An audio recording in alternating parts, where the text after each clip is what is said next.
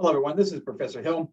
It's a short video for our class, Introduction to Ethics, Philosophy 2306 here at St. Philip's College for Maymester of 2022. Today is Tuesday, the 24th of May 2022, and we're in week 2 of our very short 3-week class. So we've been doing a lot. We've all got our books. We read chapter 1, turned in our first assignment, our first essay, which was Sunday night at midnight. I've had a chance to grade those now. And so all the grades are up.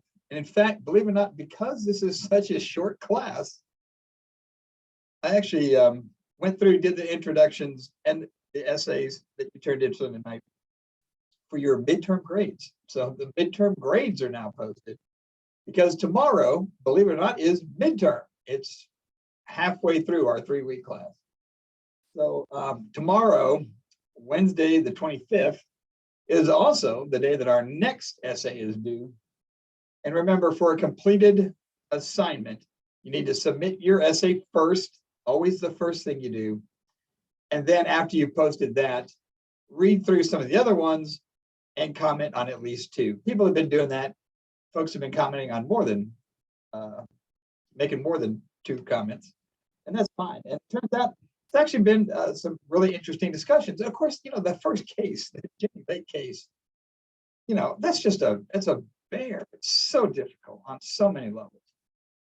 And we had a chance to unpack some of that, talking about who's the decision maker, talking about, comparing and contrasting it to the Cassandra Calendar case. That was interesting. So now we're talking about John the paramedic,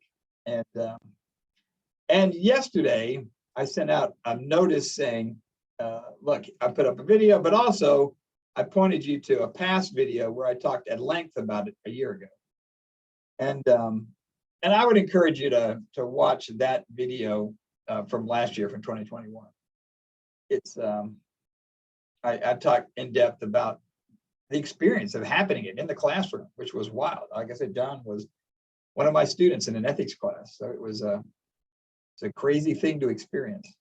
But it also does raise a lot of issues, and it does, interestingly, always split the class. There are students who think what he did was completely justified by the fact that the guy on the ground was such a bad guy, and he was the guy, this guy deserved anything he got. That's kind of the rationale. The rationale is that he's a bad guy. He doesn't deserve anything, certainly any rights or protections, and not necessarily the help of a paramedic. That's, frontier justice. And, used to have a lot of that here in Texas. And there's significant problems, and we've tried to move away from a lot of that, not least of which is, as some people have already pointed out, the woman she was so agitated, she was so upset, standing there waving a bloody knife, that she might have been lying to him, or she just might have been out of her mind. There might not have even been a girl inside. It could have all just been a delusion from somebody who was acting in such an erratic, unhinged way. But he did stop treatment based on what she told him, without even having seen the girl inside. And that's why we do have a criminal justice system. The cops come, they investigate, they gather evidence, they try to figure out exactly what happened. And we have, judges and juries, and we have this entire system in place. And it wasn't necessarily John's call, according to the applied medical ethics of his profession. But these are things pointed out by the other half of the class. It was like, no, of course what he did was wrong. It violated his ethics, why he's not a paramedic anymore. But it's interesting because it does raise this question too about the fact that there's a difference between the laws that are in place and people's sense of right and wrong, good and bad, their morality. And sometimes people say, well, no, no, the law is wrong here. I'm doing the morally right thing. And so that transcends my obligation to follow the laws, or in this case, the code of ethics for paramedics. I can tell you, when John walked out of that class convinced he had done the right thing. He said it was the most moral thing I've ever done. Now, I don't try to hide my feelings about this. I think he's completely wrong about that. He allowed that person to bleed out, and it cost that man his life. As I point out in that video from a year ago, even if he had been arrested, tried, convicted, and sent to jail, he couldn't be sentenced to death for that crime. So John just didn't somehow give him the justice. He gave him something which we have decided is unjust in our society. But again, now we're back to those are the laws. Some people think, well, maybe the laws should change. We should have the death penalty. These are the kind of issues that are all kicking around in this case. The things that you should wrestle with and think about in terms of your own values, your own beliefs, and specifically asked, and you need to answer in your essay, is the question of what is the framework you're operating from? What does best explain your set of morality, your set of beliefs and values, your own theoretical framework for making difficult ethical choices? Is it objectivism? Is it cultural relativism? Is it one of the other, moral theories that we unpack in chapter 2?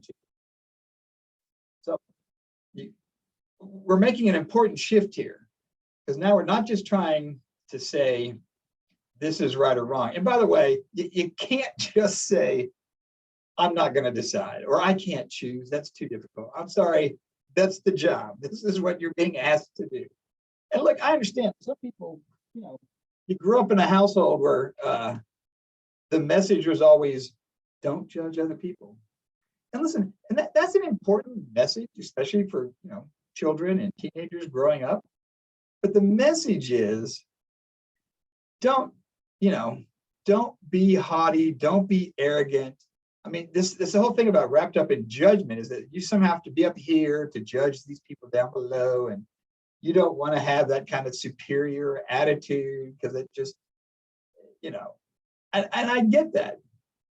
But somehow that gets conflated with you can't make moral judgments. And the answer is no, we have to. We need to make judgments about what's good and bad, right and wrong all the time. And we just need to be able to defend them and sort out a framework for making those judgments. For a lot of people, we saw in chapter 1, it's going to be a religious framework. Other people, it's not going to be. Sometimes they're acting in a particular capacity, professionally, legally, medically. That's where we get the applied ethics. And we have a lot of students that are studying medicine and nursing. They're in the health professions and careers here. So that's going to be an important source of authority for them and shape their ethical thinking, certainly on those things that are confined to the professional issues, but outside as well. So remember, those questions are explicitly asked or explicitly part of this essay. So you need to make sure that you address them, not just, John, what he did, right or wrong, but we got to get into why you think that. And this is where it gets difficult. What makes something right or wrong? Why do we say this is right and that's wrong? What's the foundation of that decision? That's why we're talking now about moral objectivism. So we're talking now about subjective relativism or cultural relativism. These are going to be moral theories behind our decisions, behind our actions. We got to sort that out. So spend some time reading about that, thinking about that, writing about that. Get ready, because again, it's just tomorrow night now that the next assignment is due. I'm John, the paramedic. If you've got questions, let me know.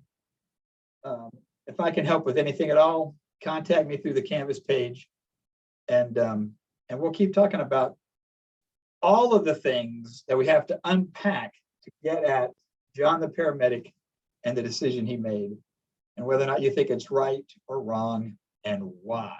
What makes something right or wrong? That's where we got to dig a little deeper this time around. All right, take care. Bye-bye.